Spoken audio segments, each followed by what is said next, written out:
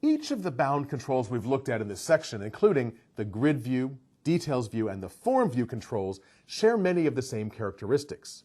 In each of these controls, you can use templates to modify the default behavior of any column that's bound to data in the control.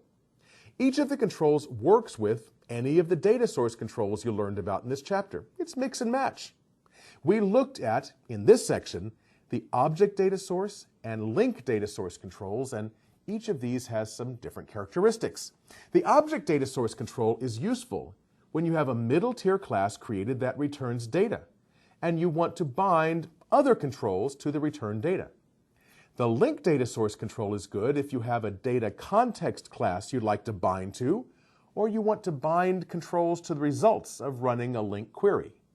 Each of these has its uses, and they both extract the data logic away from your page, allowing you to place the data handling logic in a separate class, possibly even in a separate assembly away from your website.